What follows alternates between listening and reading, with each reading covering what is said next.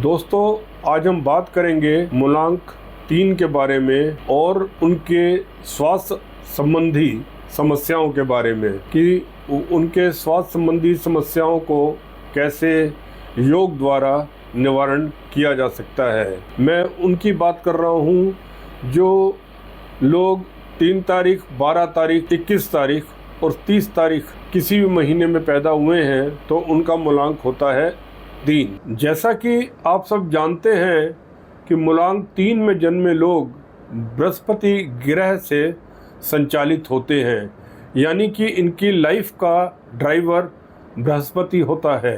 बृहस्पति ग्रह ज्ञान और बुद्धि का भी कारक माना जाता है। ये लोग स्वभाव से बहुत चतुर, बुद्धिमान और आत्मनिर्भर होते हैं। इनमें मजबूत नेतृत्व की क्षमता होती है और वे अपने विचारों को बहुत स्पष्ट रूप से व्यक्त करते हैं। कभी कभी बहुत जिद्दी और अभिमानी भी हो जाते हैं। इनके स्वास्थ्य संबंधी समस्याओं के बारे में मैं अब आपको बताता हूँ। इनमें ज़्यादा इनके स्वास्थ्य संबंधी समस्याएं पाचन तंत्र और मोटापे से जुड़ी होती हैं।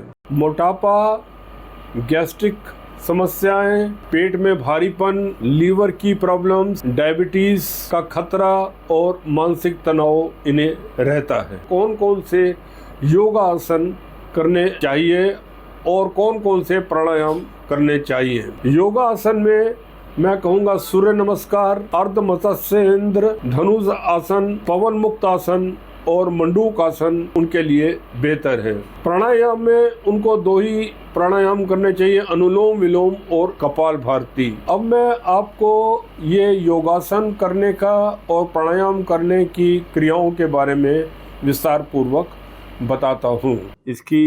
इसकी करने की विधि है, जमीन पर बैठकर बाएं पांव की एड़ी को गुदा के पास लगाएं, फिर दाएं पांव को घुटने से मोड़कर बाएं पांव के ऊपर से ले जाते हुए घुटने के पास जमीन पर जमा के रख दें। अब बाएं हाथ से दाएं घुटने को बगल में दबाते हुए दाएं पैर के पंजे को पकड़ें। तत्पश्चात दाएं हाथ से कमर को लपेटकर बाई जांघ को पकड़ने का प्रयत्न करें। मेरुदंड को सीधा रखें, झुके नहीं। सिर को दाईं तरफ घुमाते हुए ठोड़ी को कंधे की सीध में लाएं, फिर पैरों व हाथों को बदलकर यही क्रिया विपरीत दिशा में करें। यह आसन 10 से 15 मिनट कर सकते हैं। जिन्हें हृदय रोग है उन्हें इसका अभ्यास नहीं करना चाहिए।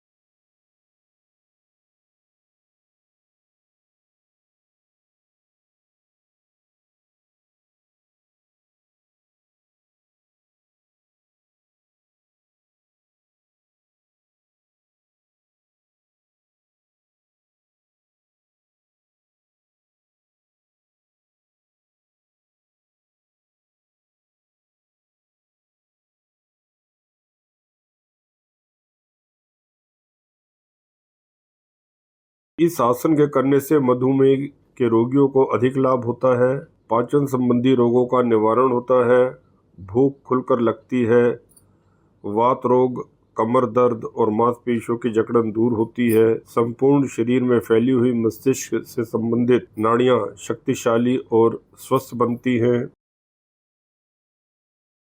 मैं आपको धनुरासन करने की प्रक्रिया के बारे में बताता हूँ। पेट के बल लेट जाएं,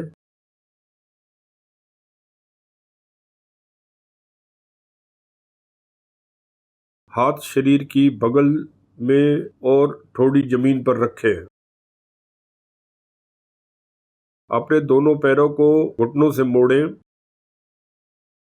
और दोनों टखनों को पीछे से अपने हाथों से पकड़ें। अब गहरी सांस लें और सांस भरते हुए सिर, छाती और जांघों को धीरे धीरे ऊपर उठाएं। दृष्टि को सामने या ऊपर की ओर रखें और इस परिस्थिति में 15 से 30 सेकंड तक रहे या जितना संभव हो उतनी देर रुकें और धीरे धीरे अभ्यास को बढ़ाएं। सांस छोड़ते हुए धीरे धीरे छाती और जांघों को नीचे लाएं और टखनी को छोड़ दें। उसके बाद थोड़ा विश्राम करें। प्रिकॉशंस जो होते हैं उसमें यह है कि हाई ब्लड प्रेशर या हार्ट के पेशेंट, हर्निया के पेशेंट या पेट में जिनके अल्सर है या रीढ़ की समस्या है वो ये आसन ना करें। गर्भवती महिलाएं इसको ना करें और योग हमेशा खाली पेट ही करना चाहिए या खाना खाने के 4-5 घंटे के बाद ही करें ये योगासन। अब मैं आपको अनुलोम विलोम प्राणायाम के बारे में बताता हूँ।